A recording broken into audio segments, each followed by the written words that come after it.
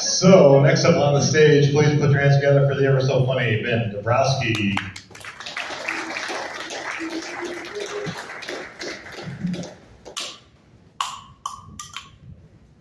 First time for everything, right?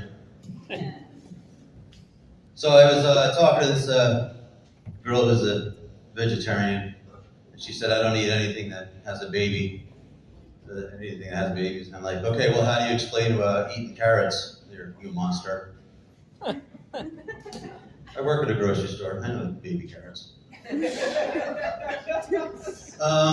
Somebody told me that was a dad joke, and I was like, what is this cultural phenomenon about a dad joke? What is that? Is it an insult or is it a compliment? I can't tell, because when people cite it, they're like, dad joke. And it's the most condescending thing I've ever heard. But it's always comes right after they laugh really loud.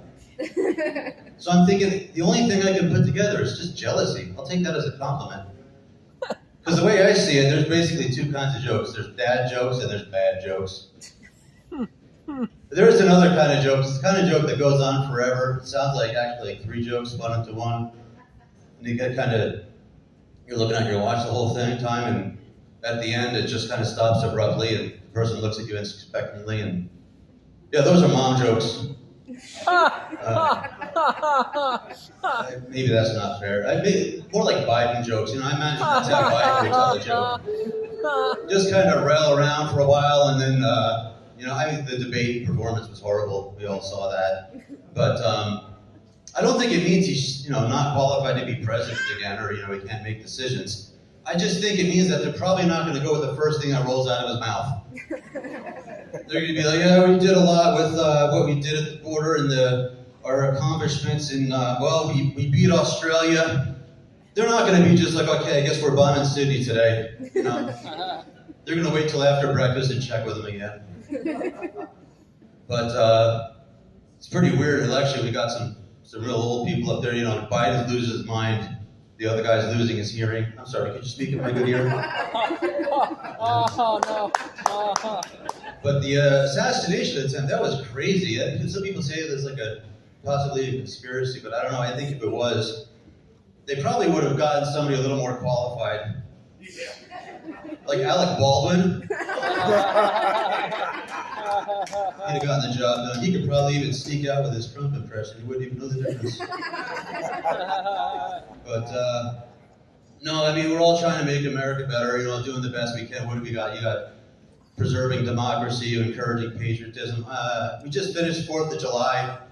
It's not my favorite holiday, but it's not because I'm not patriotic. It's because it's a little ironic to me that many people have died so we can celebrate our independence.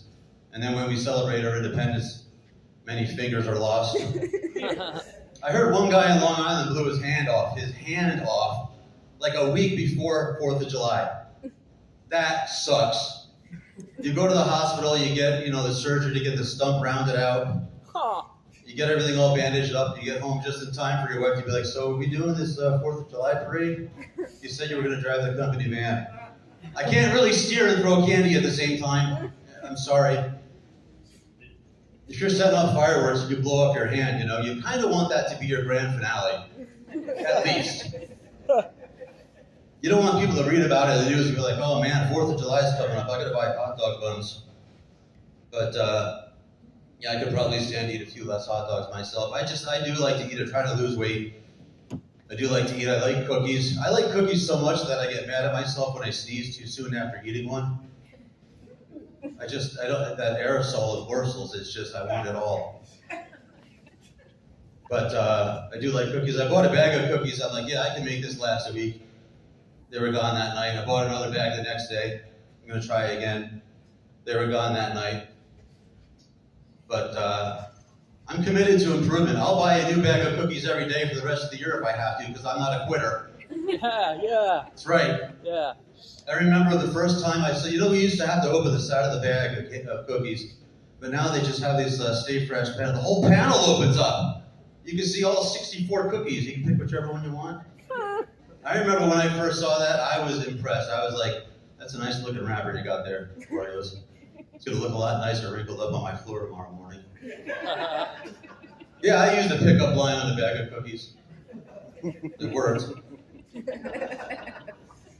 So last thing here is I was at work and it was a little bit of a slow moment, and my boss came up to me and said, I don't like you on your phone all the time. Why don't you look for something else to do?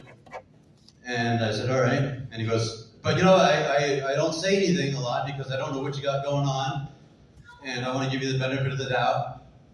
And I said, okay, I appreciate that, because people never ask, what do you have going on? What's the problem? But I know doubt can be a little unsettling. So let me remove the doubt for you here. I'll tell you what I got going on right now as you walked up. There's this guy dressed like a dryer vent monster, and he's dancing in a crosswalk in a city that most people are commenting is probably Tijuana. I haven't gotten through all the comments yet. I got about 3,000 more to go. I don't know what a dryer vent monster is. He's a man dancing, and he looks like a dryer vent. And that's my time. Thank you, Dan. Thank you, Vicky. It's TopCity Comedy Show.